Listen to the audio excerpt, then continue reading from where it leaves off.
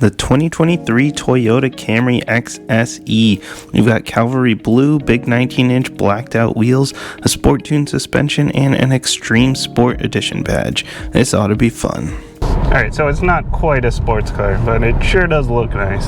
We've got 5 hybrid trim levels available for Toyota's popular mid-size sedan, ranging from $28,000 up to $33,500. Note that the XSE is the most expensive, but it doesn't necessarily make it the top dog. The XLE or Executive Luxury Edition is the cushier version, while the XSE or Extreme Sport Edition is the sportier but still well-equipped version. Either way, we're making a combined 208 horsepower between the electric motor and the 2.5 liter internal combustion engine, and we're getting 46 miles per gallon combined, which jumps up into the 50s if you opt for the lighter tiny wheeled LE trim, though real world I'm getting about 38 as I try to extract all of the extreme sport that I can. We have 8 exterior colors, with this one being a beautiful Cavalry Blue. If you choose white, silver, or supersonic red, you also have the option of a black roof. Big 19-inch black wheels come standard on the XSE for better handling and better looks in exchange for a bit of a rougher ride. The other trims offer 16s, 17s, or 18s in a few different design options. Mirrors on this one have integrated turn signals and blind spot monitoring, and you can option a power tilt and slide moonroof for $860. In the front we have a gloss black mesh grille thanks to the XSE trim level, which also gives us black trim around the automatic LED lights with auto high beams and LED daytime running lights, and I love the badge with the blue in it. The tail end has LED tail lights, and the XSE trim gives us a single exhaust with dual chrome tips, and the trunk opens up to a respectable 15.1 cubic feet of space with the press and hold of a button on the key fob.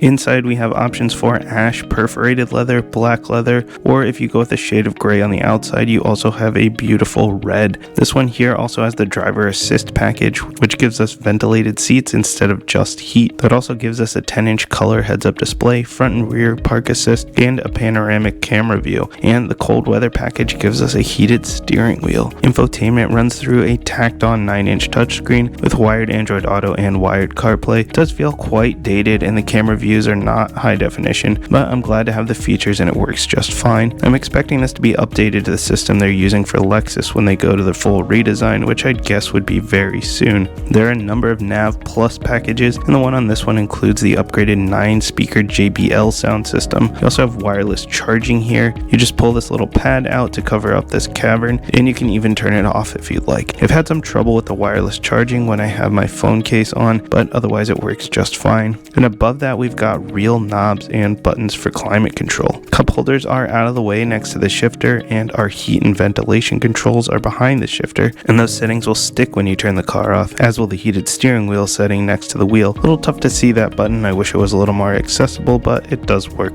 just fine. Back seats offer 38 inches of legroom, so plenty of space for me at 5'7" behind myself, and space for the kids in both forward and rear facing seats. So obviously this one here has the hybrid powertrain. The hybrid powertrain is only available in a front wheel drive version. I wouldn't be surprised if the next iteration has an all-wheel drive version, especially since they now have an all-wheel drive hybrid Corolla, and all the, a lot of the SUVs and CVs from Lexus and Toyota have that 3-motor hybrid system that is all-wheel drive. But this one here only has the 2 motors. It has one to get the internal combustion engine going, and then one to run the front wheels. And that is mated to an eCVT, which is fine. You do get a little bit of the drone from the CVT and a little bit of a whine from the electric motor, but it's really not too bad. And the system makes 208 horsepower combined. It's actually pretty peppy if you want to put your foot into it. It can really get moving.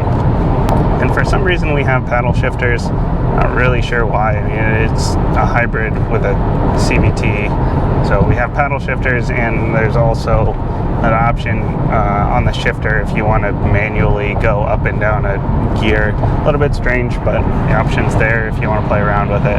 Of course, with this being the XSE trim level, we do have the Sport Tune suspension, not to be confused with the Track Tune suspension that you get in the TRD. That is not available in a hybrid, but this one is going to be softer than that, but it's going to be stiffer than your standard suspension on your LE or your XLE.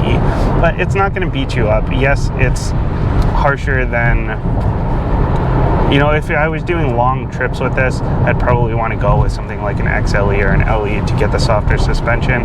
But for a daily driver, it's not really going to beat you up. It's not really a big deal.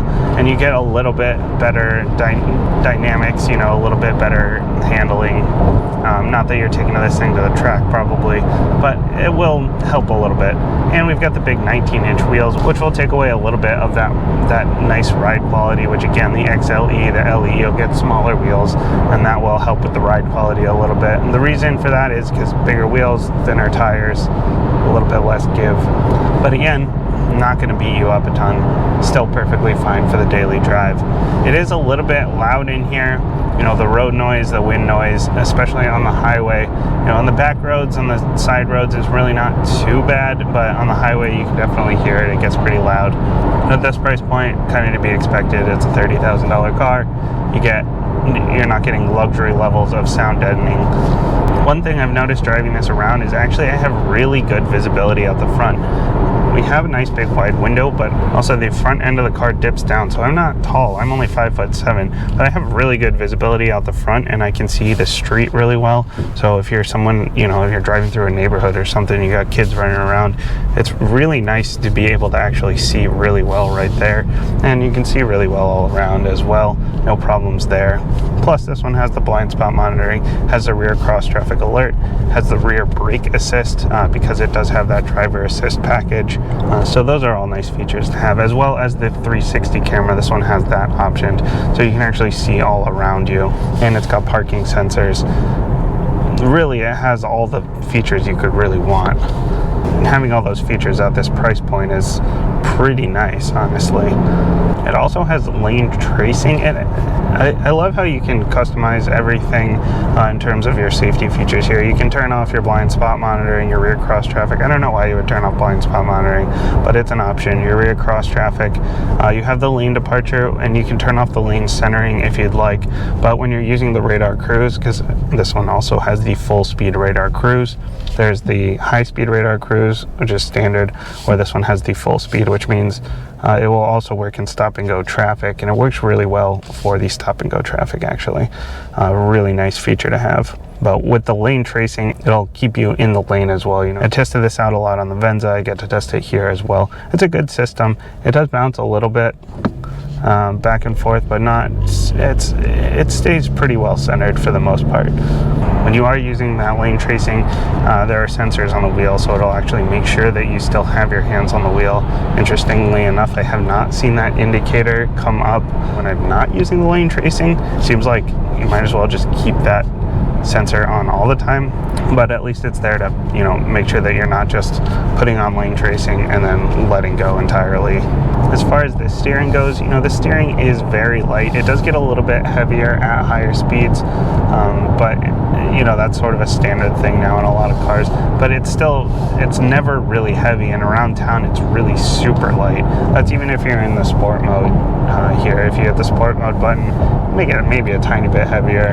Throttle response will be a little bit more immediate, but really it never gets heavy. And the steering wheel itself is very comfortable, and the seating position perfectly fine. The seats are a little bit on the stiff side, but they're bolstered really well. I really like the placement of the bolsters. They're not too aggressive, but they're not too loose either. They are keeping me in place here. But the steering wheel, a little bit on the beefy side, not huge, but good enough to feel like I've got some good grip on it. And this one has a heated one because of that climate package. It actually gets really hot. You know, it's not going to burn your fingers, but like in the CX-50 I was in, it just made it so it kind of wasn't cold. This one, it actually gets hot, which I really like. It's nice and warm on these cold New England mornings. Of course, with this being the hybrid, you want good fuel efficiency, right? Well, this one it's rated around 45 combined, or 45, 46 combined. I've been getting around 38, 39 on average with mixed city and highway driving. So I don't know. I mean, maybe I'm driving a little bit more aggressively than a lot of people would, just because I'm trying to test out the extreme sport part of the XSE. But I'm sure that if I was driving around in eco mode, then I could probably, extract a little bit more out of it. We've got the eco, the normal, and the sport. We've also got a full EV mode, but that's really for like garages and parking lots and very low speeds.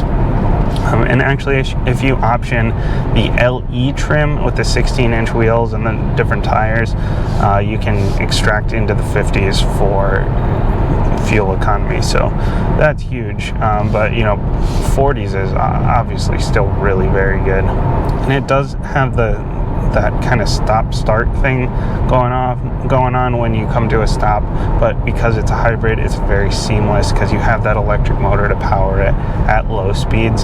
So it's not like a lot of the cars that have that where they're gas powered and you get that kind of spark up and it's not really quite ready for you to go when you're at a stoplight.